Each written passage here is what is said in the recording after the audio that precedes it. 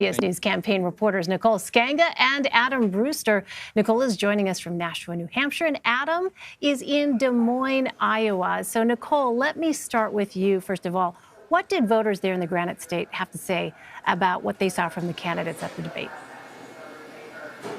Well, New Hampshire voters tonight told me that they were concerned over some of the divisiveness they saw on stage, kicking things off with a question about impeachment, which, quite frankly, as one voter put it to me, is just not a top 5 issue for him. But they did have a whole lot to say about issues that were not discussed on the debate stage tonight, namely climate change and immigration.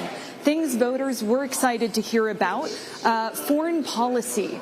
Voters here in New Hampshire thinking that it deserves more of a discussion, fearful of ISIS and Jabhat al-Nusra coming back into the conversation, thought Mayor Pete Buttigieg and former Vice President Joe Biden were strong on those issues. Another issue that was of particular concern to voters was opioids. We haven't heard opioids discussed on the debate stage at quite length yet, and certainly New Hampshire is still reeling from an ongoing opioid epidemic. When we were discussing this issue, the bartender looked at me. He said, "I'm 40 years old. I have lost 6 high school friends from drug overdoses since graduation.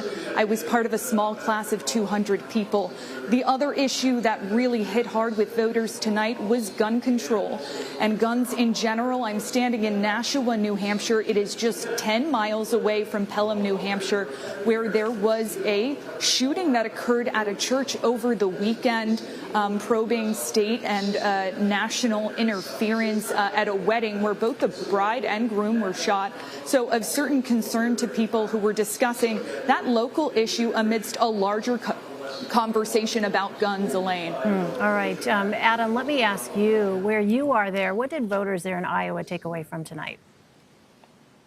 So I was at the campus of Drake University watching with about a few dozen students who gathered for a watch party. And many of them pointed out, when you asked them, what are your thoughts on the debate, immediately turned to some of the attacks that they saw and noticed that as a difference compared to previous debates. And a couple gave a nod to Senator Cory Booker, saying they liked his message of saying, hey, let's not all beat up on each other. It was a pretty friendly room to Senator Elizabeth Warren. And so I asked some people who liked her or considering supporting her or strongly leaning towards her, how they thought she fended herself off.